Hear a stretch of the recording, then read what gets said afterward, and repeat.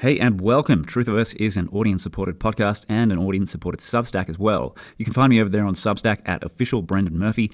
And if you enjoy this work, please join the growing body of consciously evolving minds and voyage with us into forgotten and forbidden realms of knowledge. So do hit that like button, share with your fellow seekers, and if you hadn't yet, please do consider becoming a paid subscriber, whether it's over on my Substack or through buying me a coffee right here via the podcast. Also, feel free to check out my private evolutionary accelerator, Evolve Yourself, over at evolveyourself.live for the free masterclass. And of course, I do invite you to join me inside the members-only Truthiversity for all premium content, including part 2 of every podcast. See truthiversity.com for more information. Researching, writing, and podcasting is what I do full-time, so thanks in advance for your support. It does mean a lot to me.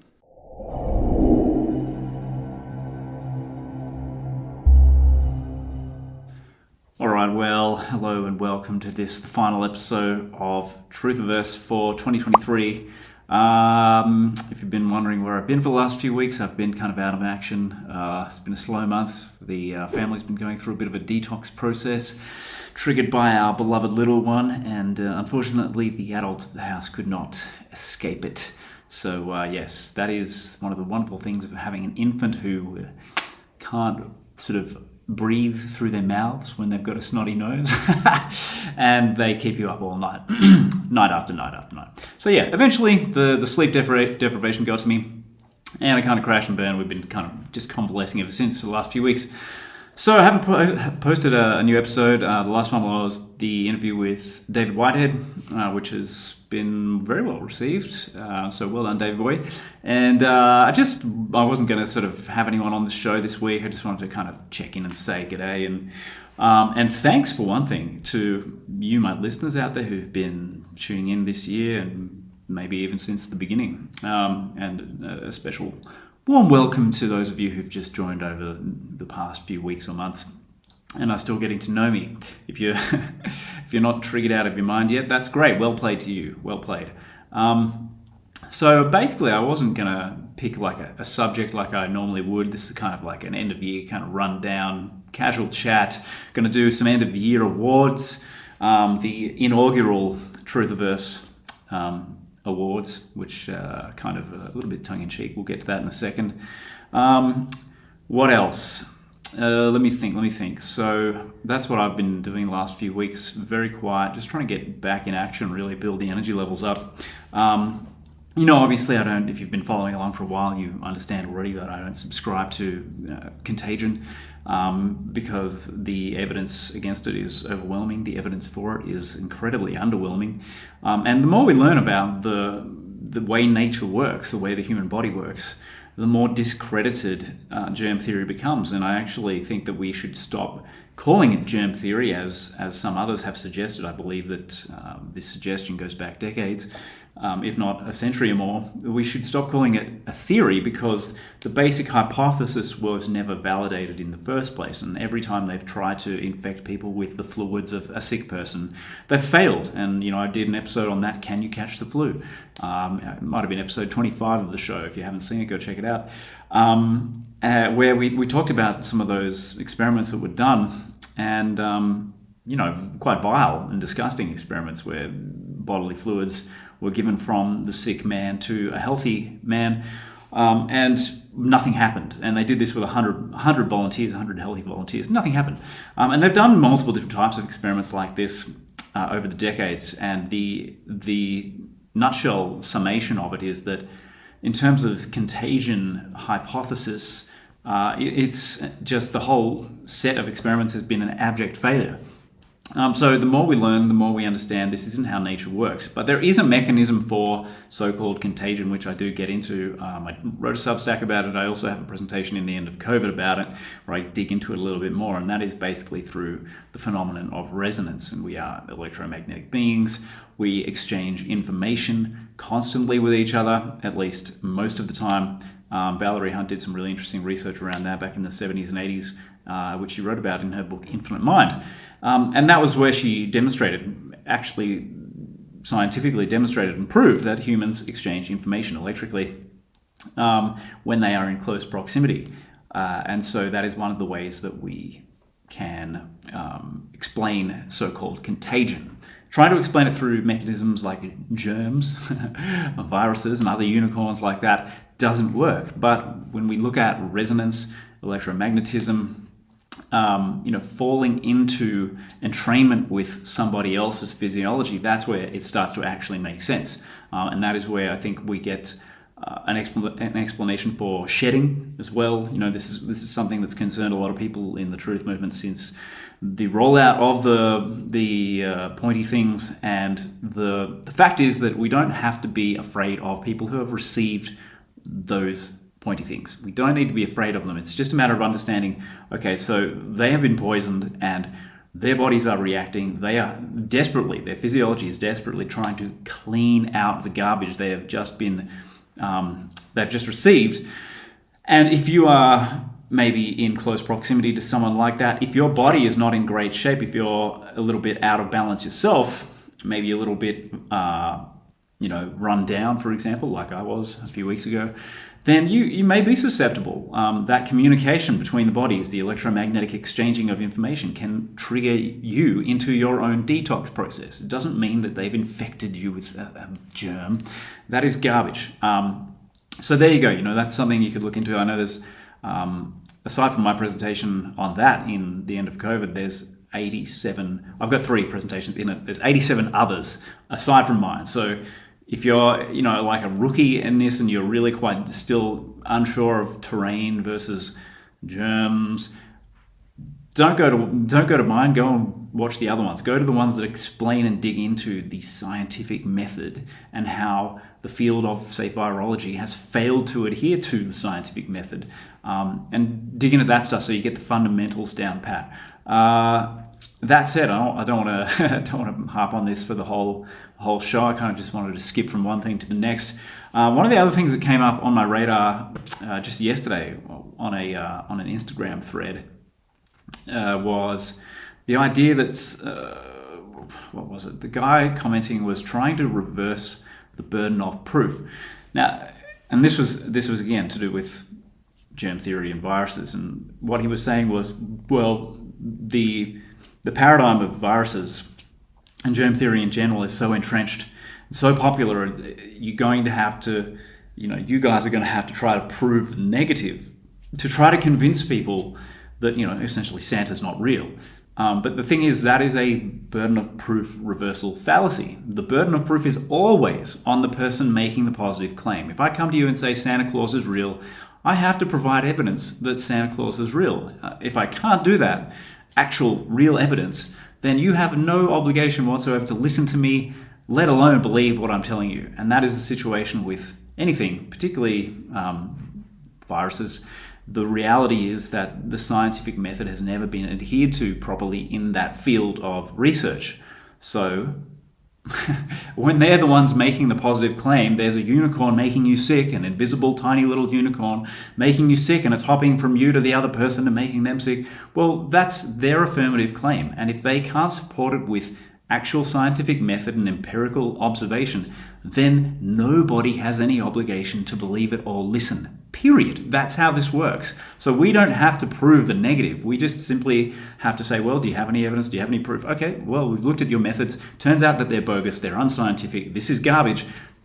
Go away. Get lost. Go and learn how nature actually works. So we don't need to prove a negative. We just have to be open-minded enough and curious enough to actually want to learn about this. And that takes obviously a little bit of time and effort, but I'm at the point now where since the end of COVID came out, I can just refer people to that. The end of COVID, just go and watch that. If you've got whatever question you've got about this, just go and do that. There's 90 presentations in there. It's got you covered, okay? It explains all of the science. It explains all of the science that hasn't been done. It explains how we ended up with the very concept of a virus, a pathogenic virus that infects people. It'll tell you all of that stuff, and you'll be very, very clear. If you manage to get through all of the relevant presentations that focus on that material, you'll be very clear by the end of that that we've been scammed, we've been had. So yes, the burden of proof is always on he who affirms, and that would be the virus cult, the cult of virology, and the believers. You guys are the ones with the burden of proof. I used to believe, don't get me wrong, I get it. I understand why you think what you think and believe what you believe, because I used to share those beliefs years ago. But I had the blessing before 2020 kicked off, wink nudge. I'm going to try and avoid certain keywords because I've already been slammed. Before 2020, I had the good fortune of already starting to become familiar with problems with the virus paradigm and virology in general, their methods, their lack of evidence, lack of proof, lack of actual science. I was first exposed to the simple fact that Koch's postulates have never ever been fulfilled for any pathogen back in around 2014. So I think that was roughly when it started for me, to go down, going down that rabbit hole, which meant by the time 2020 rolled around, I'd already read books like Virus Mania, which is an excellent book. If you haven't read it, I've been recommending it ever since the start of 2020, wink nudge.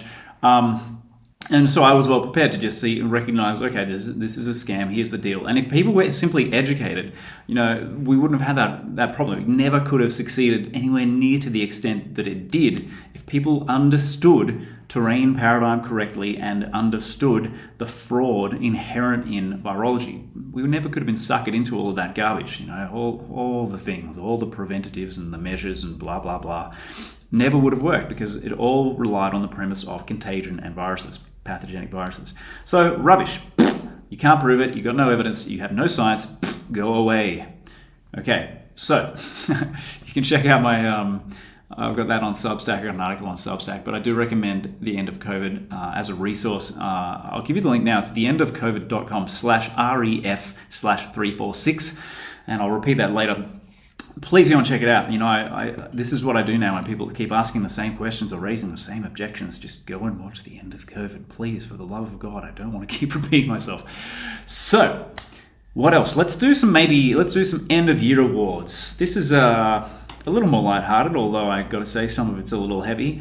It's been an interesting year. This is very, very much my own little tongue-in-cheek take on things. So, without further ado, ladies and gents, the inaugural Truthiverse annual award ceremony. And here is my lovely assistant, Jennifer, to help me. This is obviously a very low-budget award ceremony, so let's get into it. I'm going to start with the award for the Masters of Hypocrisy. And, okay, drum roll. The award goes to the state of, starts with is, ends with L. I'm not going to say it because, again, it's going to get slammed if I'm not already for saying certain other words. The Masters of Hypocrisy award goes to that entity over there in the Mideast, is L. So, I think I have a sneaking suspicion these guys are going to come in for a lot of hardware tonight. They're going to rack up some pretty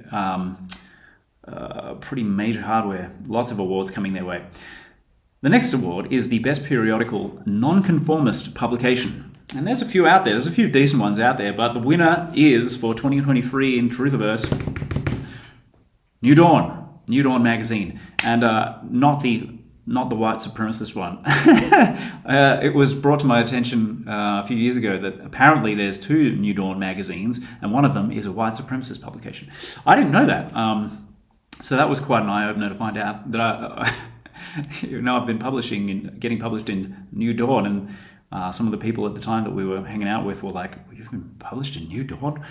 This is a white supremacist thing." And we're like, "Oh, hang on a second. I think there's been a slight misunderstanding here."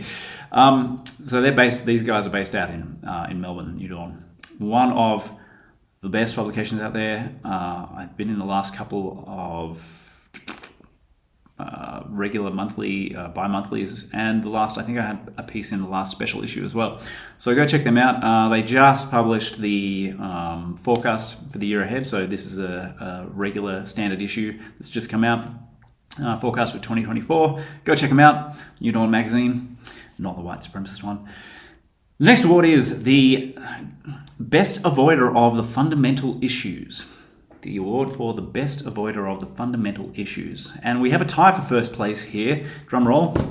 Steve Kirsch and Jeremy Hammond and all the other virus pushers who continue to push this contagion garbage without actually addressing the root issues. Well done, ladies and gents. Congrats. The next award is relevant, And this one brings me great joy to announce. So this award is for the Most Courageous Public Turnaround Award. Okay, so most courageous public turnaround, that is someone who's changed their mind, changed their view, and done it in a very public way. And the award goes to Mike Yaden. Mike Yaden, who was steeped in germ theory and contagion, and for decades. And the guy's ex-Pfizer CEO of science, head of science. So of all the people on Earth, he was pretty heavily indoctrinated. Of all the people in the world who you'd think may not ever be able to change their mind or take a rational, objective look at the facts, you'd think he would have been a good candidate. But to his credit, he has publicly done a turnaround and come out and at least admitted that he now realizes that the clownvid virus is not real, that it's all garbage. So well done, Mike. Congratulations. Stoked to be able to give you this award. Now, the next award is relevant too, so I guess there's a bit of a theme alert here. This award is for the best at pretending nothing's wrong while your house burns down around you, and the award goes to the whole field of virology, and they are tied for first place with American Biden supporters, and actually anyone who still believes in the two-party political paradigm in general. So congratulations everybody there, all you indoctrinated folk, well played. Now, the award for the best health or medical summit is for the end of COVID. The award goes to the end of COVID. As I said, an excellent resource, and we'll keep you busy for weeks, if not months. But that's all you'll need. That's all you need right now. I recommend this as the best place to go, especially if you're not much of a reader. If you prefer to watch videos, go and do the end of COVID. That is something that you'll be able to refer back to years and decades from now. It will get you clear. It will give you a quantum leap ahead in your knowledge base. Cool. So next award goes to, this next award is for the most convincing real-life Bond villain. The most convincing real-life Bond villain. And the award goes to Klaus Schwab. Need I say more? Klaus was head and shoulders above the rest of the Bond villains. What can I say? Just a sterling effort, really obviously committed to that role, and went gangbusters, held nothing back. So Klausy baby, we love you. Keep doing you. Keep doing those Bond villains proud. Now, the next award is for the most obvious controlled opposition. And the term controlled opposition is one that has irked me for years now, because truthers like to throw it around like confetti at a wedding. It is one of the most overused terms in the truth movement. I don't even like using that term, but it's overused. It's very heavily overused. People throw this stuff around willy-nilly. Very little due diligence, very little supporting evidence. It's like we're in this sort of interesting milieu here, even though I don't identify myself as a truther as such. But in that realm, we have this kind of like unwritten rule that you can basically just sort of make any claim you want and say anything you want, and it's okay because, you're a truther. It must be true. But yes, some very sloppy sort of work gets done. So most obvious controlled opposition. This is actually, I think I can justify. This is one of the few times I will justify using that term. And so the award goes to Chris Sky. Chris Sky is by far and away this year's winner of the most obvious example of controlled opposition. And he put himself back. He's never really been. I've never followed him. I don't really follow anybody. Just do my own thing for the most part. But he was back on the radar recently when he started doing these really unhinged rants about people who don't believe in viruses anymore. Really hostile, really unhinged. And then I started to look into it a little bit. There's been some research done around him and some of the dodgy phenomena that have followed him around, and dodgy connections, and just sort of telltale signs that he is. He has been likely involved with or sponsored by certain agencies. And so, I think the Amazing Polly did a show on this once where she dove into it in some depth.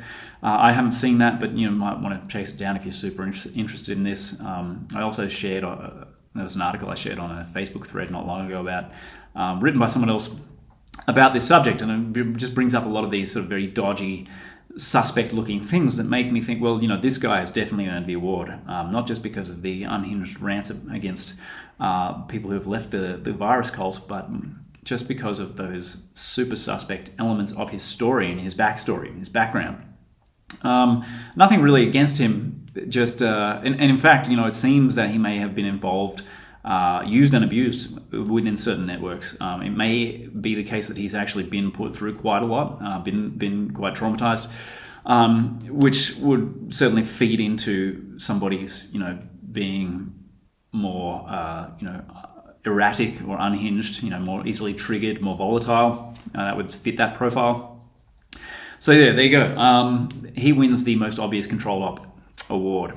And again, most of the time I see that term thrown around, I cringe, because I know people haven't done their due diligence. And I've noticed in the truth community, the standard of acceptance of what passes as due diligence is appalling. It is absolutely appalling. Anyway, next award. The next award for the most asleep truther. The most asleep truther award. Well, it is a tie. We have a tie. And it is between anyone who is saying something like, has a right to defend itself, or viruses are real, and you're a psyop if you don't think so. So we have a tie there. We have a tie. Congratulations to you guys out there. Well played. A little bit more hardware coming to some of you who've already picked up some awards. The next award goes to, well, it is for the most absolutely retarded truther idea that has, let's just say, it's not original to the year 2023, but it's certainly been bandied around and unfortunately gathered momentum this year. The most retarded truther idea is Antarctica is a wall of ice. A wall of ice.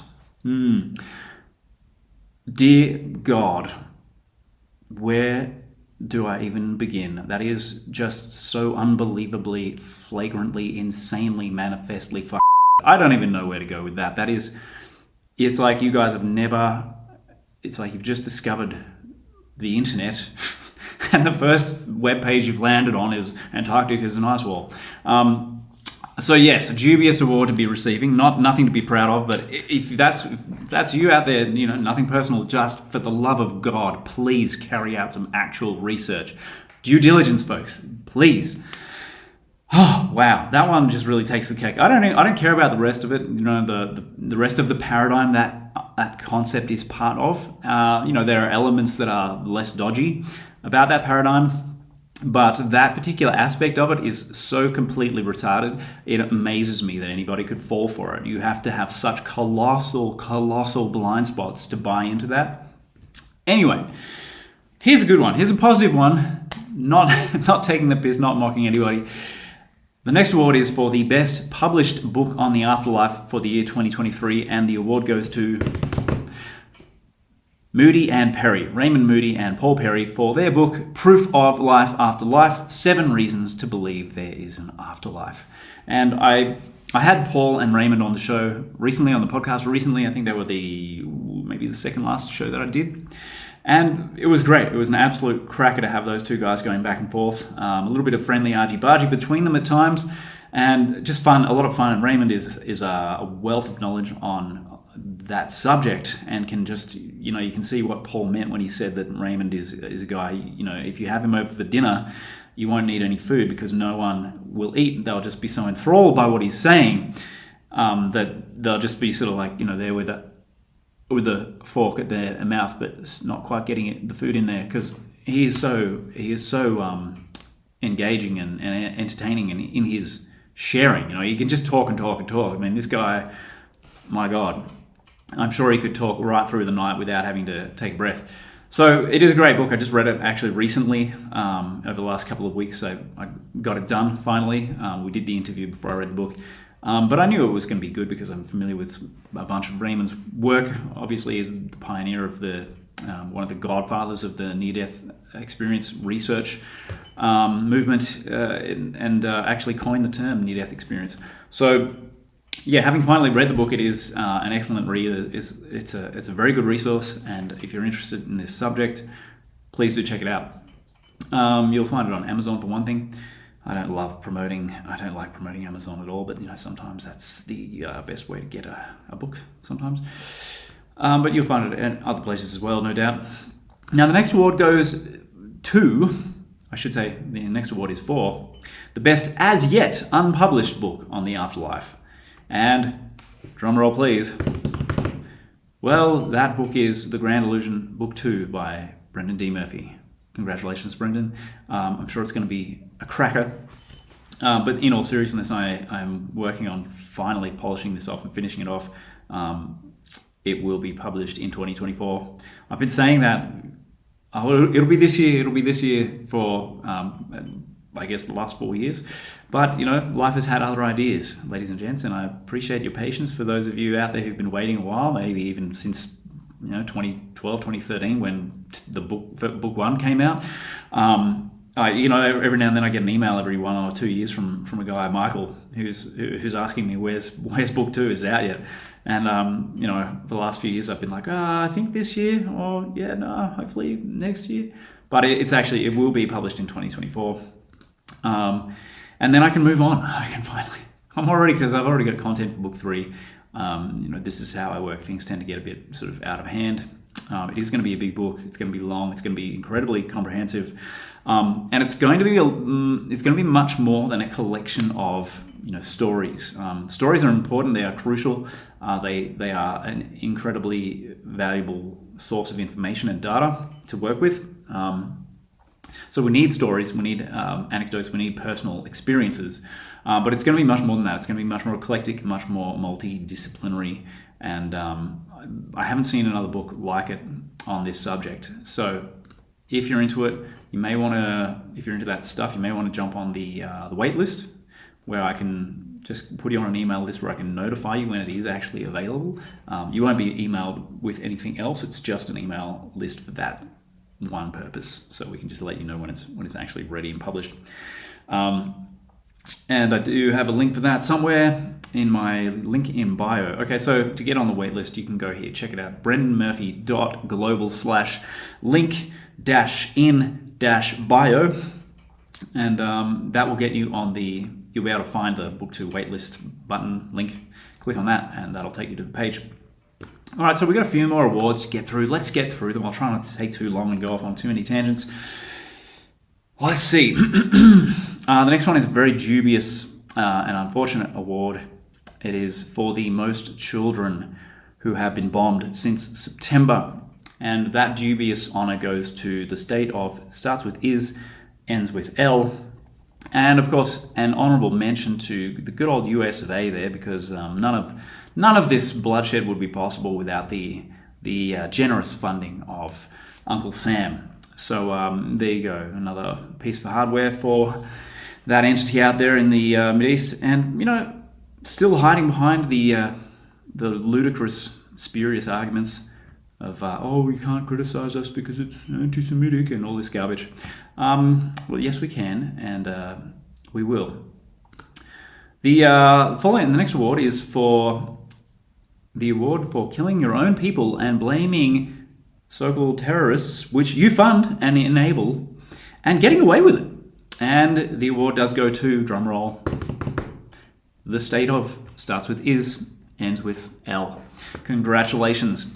Now the next award is just a little bit of fun. I found a great writer by the name of David Thrussell, who is quite an articulate, eloquent, and entertaining writer. He actually is also he's also getting published in New Dawn magazine.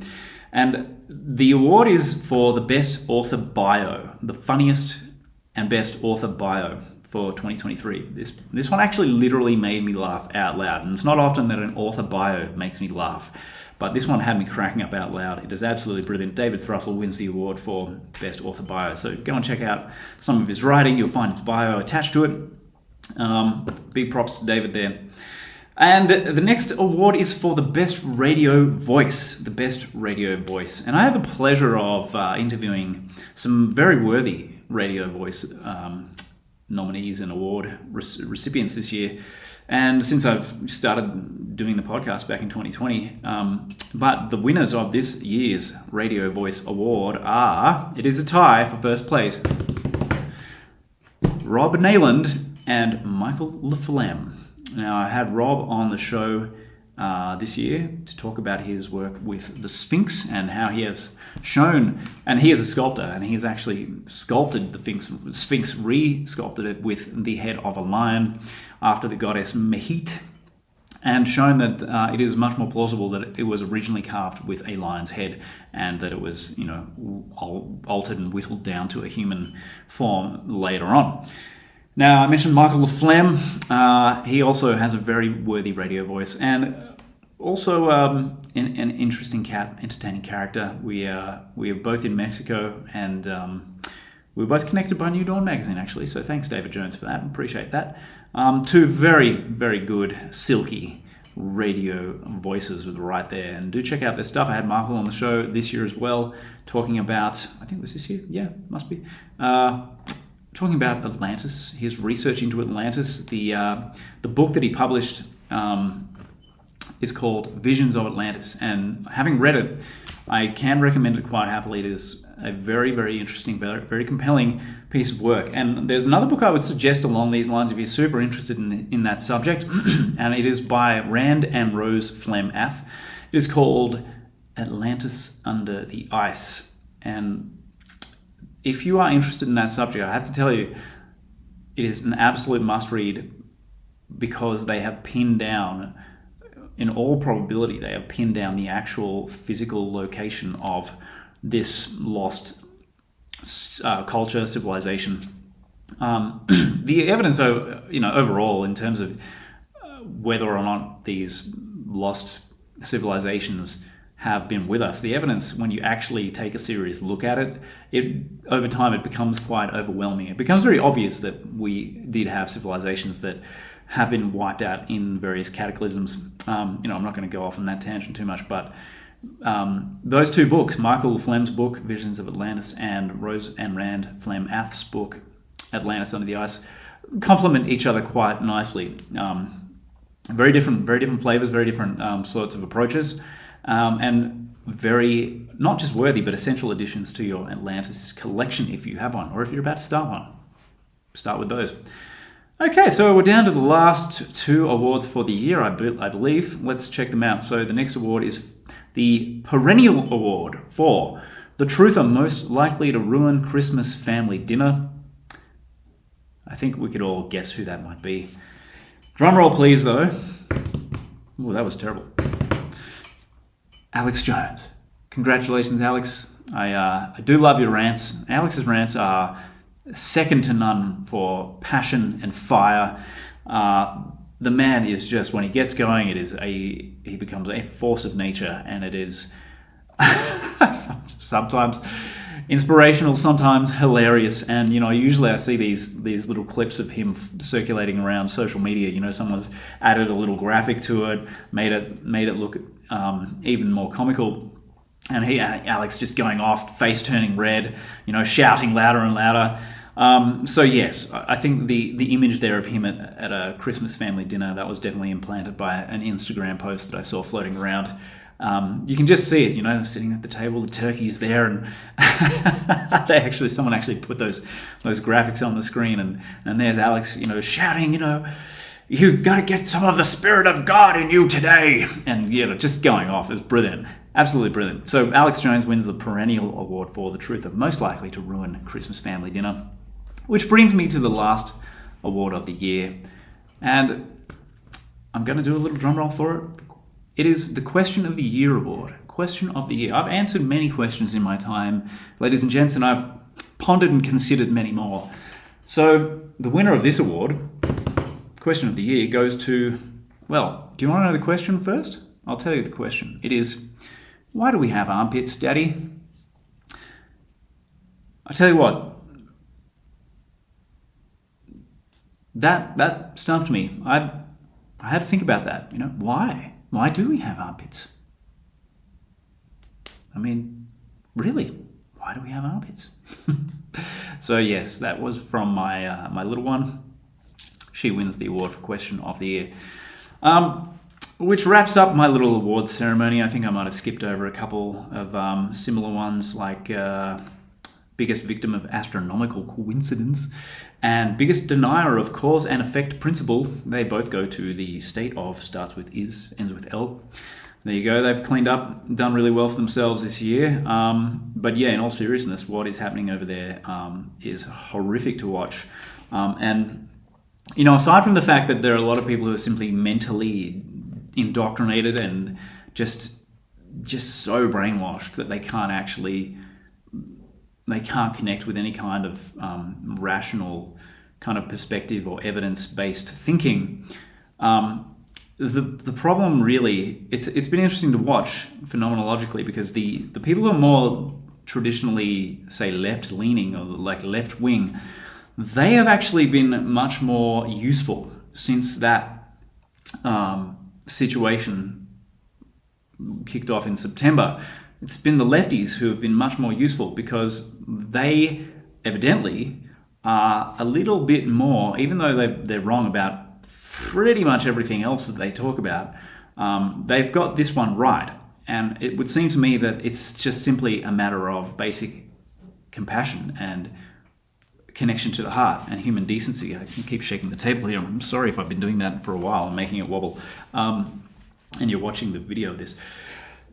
Just that basic heart connection tells you that what's happening is wrong. And that's all we should need. We shouldn't need to have to go and read a dozen or 100 books on the history of, you know, and how it came to exist, and, you know, all of this stuff. We shouldn't need to do that in order to deprogram ourselves enough to recognize that what's happening is completely wrong. It's completely, if you adopt any kind of moral framework worth the name, you have to acknowledge that it is morally repugnant and reprehensible what is being done by the state of, starts with is, ends with L.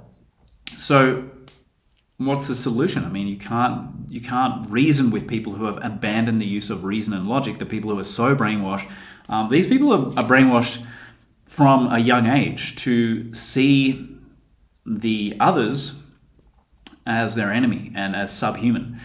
And so we end up with this really awful, tragic, horrific situation where there's just, well, I mean, you guys know what's happening, right? And I'm sure most of my listeners at this point don't need to be educated on, you don't need to be told that the government entity over there that is orchestrating this and causing all this destruction is in the wrong and has been for 70 plus years. So yes, we could go off on a whole tangent about that, but basically, yes, the lefties finally got something right. They finally got something correct. And it was really disappointing to watch a lot of the right-wing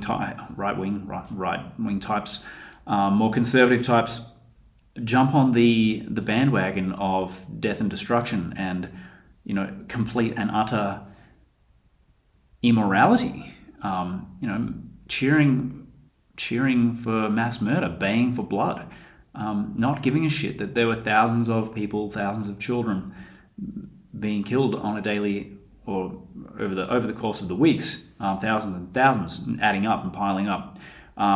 Really horrible and disappointing to watch. And again, that basic disconnection from the heart, the basic disconnection from compassion. You know, I've been, for the last 4 years, I've seen overwhelmingly the people who have been most useful in terms of challenging the narrative have been the more right-leaning people. And then along comes this event in the Mideast, and suddenly they've got the the state's phallus in their mouths, and they're going to town on it. It's just unbelievable to watch. You think people are kind of waking up and figuring out what's going on, but then there's this other aspect of their programming that gets activated, and you can suddenly see some of the limitations of certain people. You know, it's kind of like the Jordan Peterson effect, where we watch this guy come out of nowhere, challenging the leftist sort of woke stuff, and, you know, saying, I will not be told that I have to use pronouns, you know, and that was how he got onto everyone's radars, and, you know, making a very rational case and a rational challenge against the insanity and the non-logic of the wokeness, the woke agenda. and all this garbage that these people are ramming down our throats.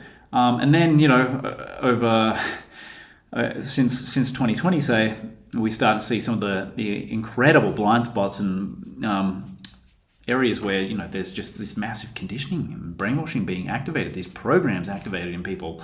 Contagion has been foundational to that. The belief in contagion has been absolutely foundational for the success of the propaganda over the last few years. And Jordan's one of those people who showed that he was not up to speed on that. He was not informed. Colossal blind spots there. And then, of course, the Middle East situation. What was his tweet? Give him hell. Again, just absolutely showing cluelessness in an area which, as an influencer or someone with a massive following who has the capacity to use that influence to do something good or to fuel the I don't want to use the term evil, but for want of a better term, to fuel the evil and support the evil in the world. You have a responsibility to do your homework before you spout off your opinions. And it's been really quite shocking in many instances to see people who are otherwise intelligent and informed in certain areas. Ken Wilber talks about lines of development, and we have these people develop along certain lines quite well, but then you have these other areas where they're just completely retarded and backwards.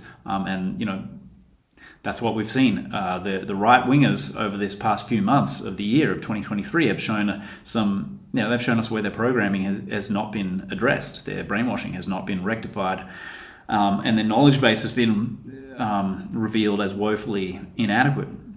I don't identify with either of the wings of the political bird. Because it's a rigged system, and because you end up with, if you do that, if you take a doctrinal approach, you end up massively blind in certain areas, because you have to be blind to one thing to believe in the other team's version of reality. But the reality is that both teams have their colossal blind spots. I mean, we all do, right? And part of the job is just to work on that and to chip away at our monumental ignorance. And the fact of the matter is, we're never going to win that game in the end, because we exist in a sea of information that is, for all intents and purposes, infinite. So there's infinite information, and you are a finite little human meat sack. Obviously, you're a multidimensional spiritual being, blah, blah, blah, infinite. This has been my message from years and years back. But in terms of the human experience and trying to keep up to date with information, you are always going to be on the back foot, and you are always going to be infinitely ignorant. I mean, even as we speak, the amount of information being generated by different fields of human endeavor is increasing exponentially. I mean, if you even just pick one subject and try to read every single paper, every scholarly paper, every study, every blog post, watch every video about it, you'll find that one subject you do not have enough hours in the day. So we have to, and let alone the other subjects. So my point is, while we criticize, like I like to do, I criticize people and say, well, obviously there's some limitations here, there's some blind spots there, some brainwashing, and some ignorance. We're all fundamentally infinitely ignorant. So we have to make allowances for that. And the reality is that if we have to agree with every little thing that the next person believes, we'll never get on with anybody. We'll never be able to work together with anyone, because we all have differing views on certain things, and we're all going to be infinitely ignorant until we die. So a few thoughts around that. It's been an interesting year. Kind of the veil lifting, the good old apocalypse, the revealing, the great revealing, showing us what people are made of, what their blind spots are, where their biases are, where they're not willing to look.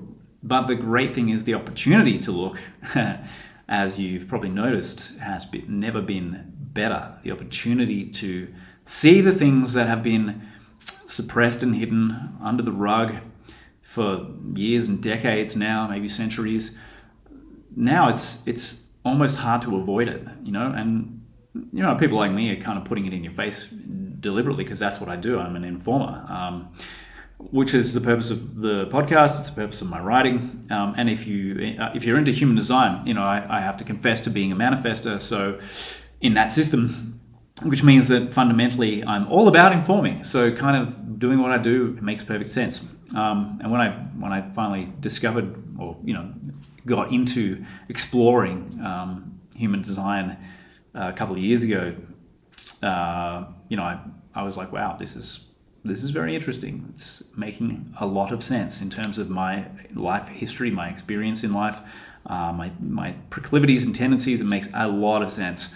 And I'm seeing the ways that it makes sense of other people as well, including Amy and our little one as well.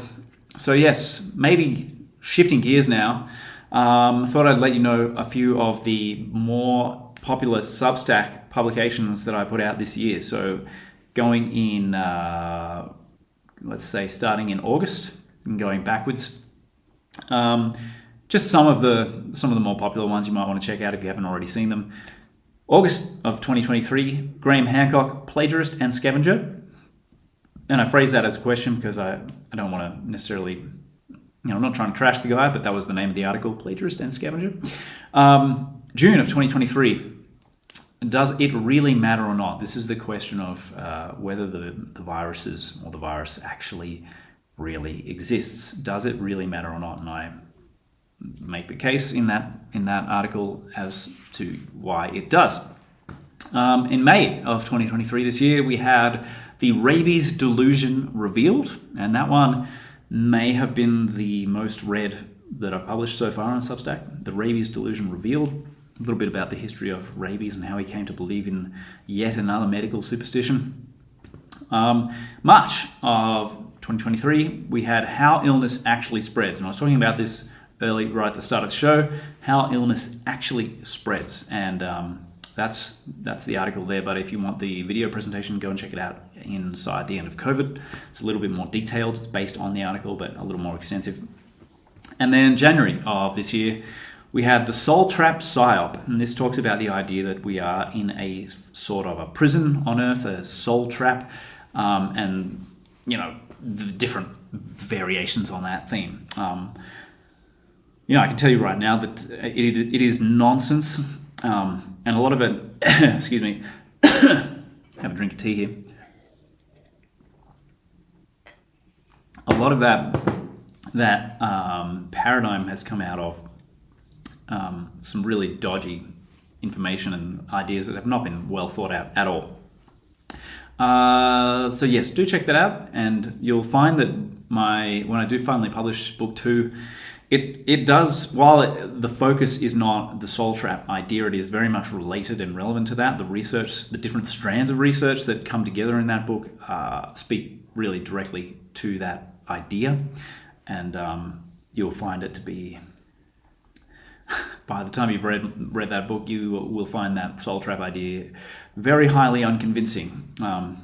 And that the reason I call it a PSYOP, I don't think it's like a government PSYOP as such. I just think it's people being stupid and believing in a bunch of bullshit that they haven't researched properly, that they don't have a perspective, a well enough developed perspective to actually assess the ideas involved, which is just par for the course. That's what we do, humans.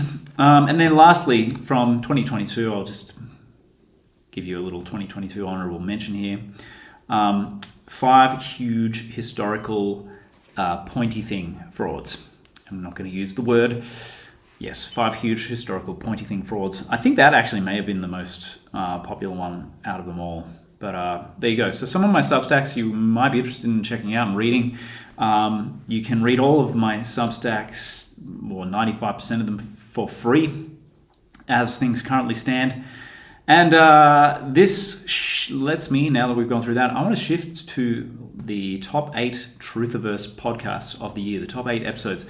And by far and away, Adam and Josh Bigelson with the Secrets of Holographic Blood was far and away the most popular episode. And, knowing Adam and being mates with him, fortunately he came to actually live where I live, which is phenomenal. We were connected at first by our mutual friend Eileen McCusick, who's a legend.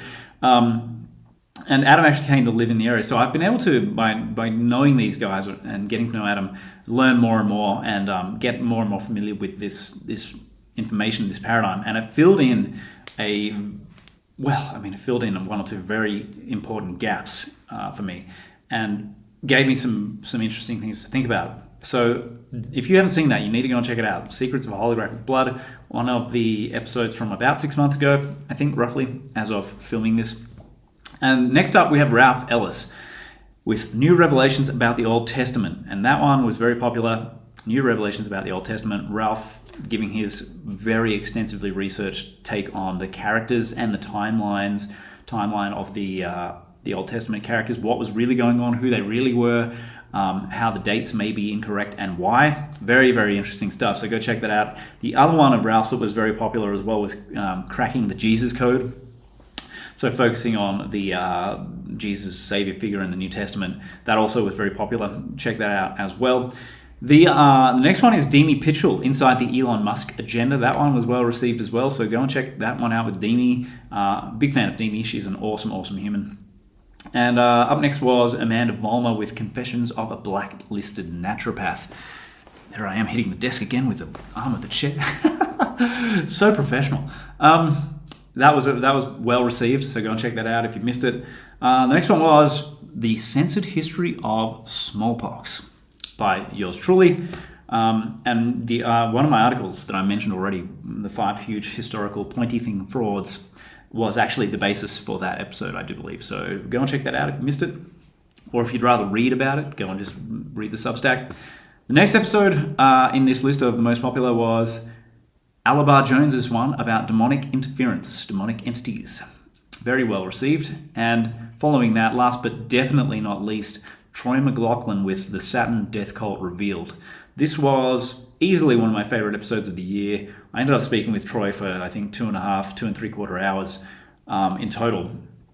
And just, he's one of these guys who could have kept going for 10, 12 hours. No problem, just keep talking. And I would have been happy to listen to it as well. It was very, very interesting for many reasons. So if you haven't seen it, I do recommend that one. Go and check it out. And they were, basically the top 8 or so most popular podcasts of Truthiverse this year. As far as next year goes, the year ahead, what am I going to be doing? So looking at publishing book 2, as I've been saying, this has been just kind of dragging itself out for far too long now. And it's one of these things where I keep finding interesting threads and wanting to work more information into it, but at the same time needing to move on. So yes, some of it is showing up in bits and pieces, piecemeal in Substack blogs, a little bit more extensively maybe inside the Truthiversity, where sometimes I will publish the article but also provide an audio file of it, a reading of it. So if you want the readings of it, go and become a member there. So with that said, I want to get that out. That is my primary focus, as well as continuing to run the Truthiversity and put really solid content in there across a number of different fields. If you don't know me well yet, I am interested in a lot of different things, and so I'm also interested in informing about a lot of different things and helping people to overcome blind spots across the areas that I'm interested in. So I'm going to continue doing that. One of the things I'm about to put into the Truthiversity is I'm going to publish a module on the Sphinx. So getting into some of the research around that, including some of the research by Rob Nayland and Manu Safzadeh, his colleague. Very interesting stuff. So if you want to get the full download of what I'm doing, including all the complete podcast episodes, I'm going to publish this particular episode in its entirety for free publicly.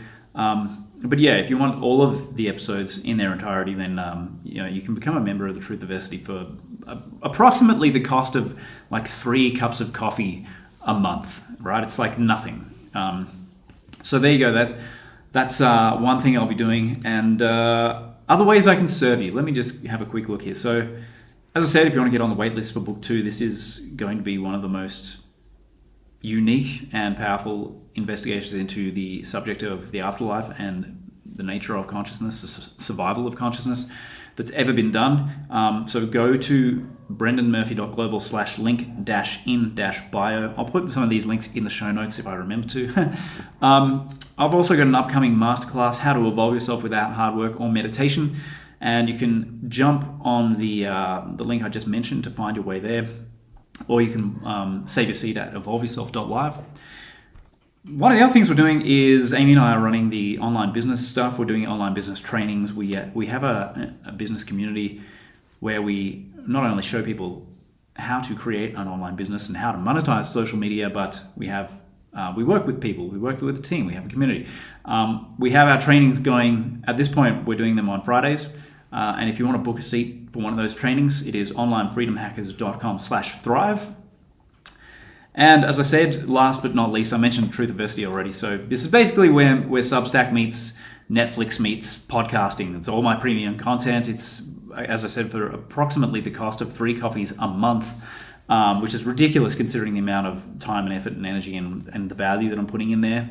My preference is, hopefully if you have a little bit more time, my preference would be join me in the Truthiverse and get access to more, get everything, not just the little bits and pieces that I'm putting out on Substack for free. And of course, if you want to just support me on Substack, I welcome that too. You can make a $5 a month, pledge, which I greatly appreciate. And on that note, I want to say to those of you who are contributing, whether it's through a Truthiverse membership or through a Substack pledge, thank you so much. It really means a lot to me. I know that if you are pledging that you see value in what I'm doing, firstly, and I know that I'm probably then impacting you in some positive ways as well. I know I'm not always the most comfortable guy to follow along with, right? Because the whole point, as far as I'm concerned, the whole point of me being here on this earth at this point in time is to destroy falsehoods. And in a world where we are indoctrinated into 1,001 falsehoods from the first breath that we take, obviously, someone like me can be potentially very triggering. And one of the recent comments I had from somebody who was a member of the Truthiverse was that she had watched it was a short video about the phenomenon of projection and the unconscious and some of these psychodynamics that we see playing out, particularly in the left or leftist realm. And she came and dropped a comment saying that when she first watched that video, she wasn't actually ready for it, and she'd had to come back and then watch it again from a different space, months later, and then she found a lot of value in it and was able to appreciate it. So she was very grateful and left me a really nice comment about that. So, I get that I can be triggering. Don't take any of it personally. None of this is personal. You don't need to send me an email telling me what you think or why I'm wrong or why you're offended. No one can make you offended. That's actually one of the things that I could have mentioned earlier. The whole being offended thing. This has been, for the last couple of years, or maybe a little bit more. When did it start? Probably, I think this really started to take off around 2017-ish, 2016, where suddenly being offended was this sort of weird social currency. It became a social currency, like, oh, well, the more offended you are, the more value your opinions have, as if your emotions and feelings make something valid or not, which is nonsense. Nobody makes you offended. That happens as a result of your own internal subjective processing of information reaching you from the outside world, and the way that you construct meaning, the way that you interpret things and imbue them with meaning, and then the way that information reaching you interacts with your existing belief systems and models of the world. That is what causes your emotional responses. It's your identifications with your beliefs, in other words, your identity, and the way that you unconsciously perceive that as being challenged, that leads you to be offended. And it's nobody's fault but your own. You're responsible for that. I'm responsible for my feeling responses to things or people, statements, sentiments, ideas. Nobody else is responsible for how I feel about things, right? If you come up to me in the street and say, hey, I think you're a dickhead, you know what? I'm not really going to care. I don't care. Because there is a point where if you've done enough work on yourself, if you've done enough shadow work and processed enough of your demons, that there's very little scope for the outer world to really, upset you or offend you. Ultimately, if you're being offended a lot, that just means to me that you've got a lot of shadow work to do. You've got a lot of inner work to do. And it's like, well, look, you've got a lot of potential. Look at all the potential you've got for self-mastery that you currently haven't realized or claimed yet. So the more triggered you are, the more potential you have to start reclaiming yourself and moving in the direction of liberation and self-mastery. which is the whole purpose of the whole evolve yourself thing, which you'll see in the masterclass if you haven't seen it already. Moving towards self-mastery and liberation, and that means not being at the whim of the external world, at not being blown about like an autumn leaf on the wind. Being steady within your center. It doesn't matter what anybody thinks of you. So what?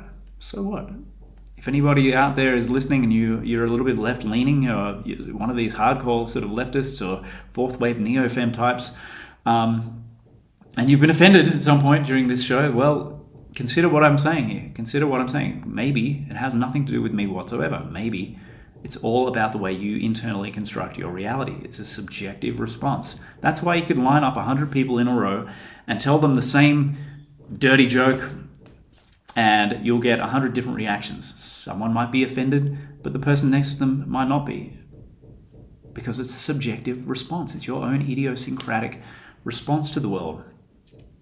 And you don't get more points, or your opinion doesn't gain more validity just because of your emotional responses to things.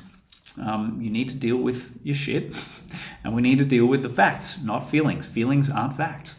So yes, there you go. Thanks for coming to my TED Talk. I'm going to stop on that tangent. Yes, I think that I've reached maybe, arguably, the so-called logical conclusion to the show at this point. If you're still with me, thanks for listening. I appreciate it. Don't forget to subscribe to the channel if you resonate with any of this. Stay posted so I can keep you posted, or connect through Substack, all the other things I've mentioned. And I will be back for what I think is going to be season 5 of the podcast in 2024. So that'll be interesting. I've already got a bunch of epic humans lined up, and I do intend to do a little bit more of my own stuff in 2024. I didn't get a lot done this year in terms of doing my own shows, talking about subjects that I'm into. I just haven't had a lot of the time available. I've just been juggling way too much stuff, and hopefully that'll settle down a bit this year. With that said, ladies and gents, thanks again. Appreciate your interest, appreciate your support. Stay awesome out there, and I will see you sparkly and fresh in 2024 for season 5. Hope you're enjoying the holiday season, and let's keep in touch. Ciao for now. Brendan over and out. Do you ever wonder how to accelerate your growth, healing, and evolution without hard work, meditation, or spending thousands? Over my years as a conscious seeker, I've encountered one DNA activation and healing method that stands out above the rest and does just that. It's a uniquely potent evolutionary modality that helped me break out of feeling blocked and disconnected, allowing me to unfold more and more of my potential and true self, as well as deepening my spiritual connection, enhancing my energy levels, and more fully activating my body's healing mechanisms. It also remedied a major but little-known energetic blockage which most people have but don't even realize. Now this convenient transformational method forms the core of my Evolve Yourself course, which has helped hundreds of spiritually awake people to accelerate their growth and evolution with minimal effort or cost. Learn everything you need to know at evolveyourself.live.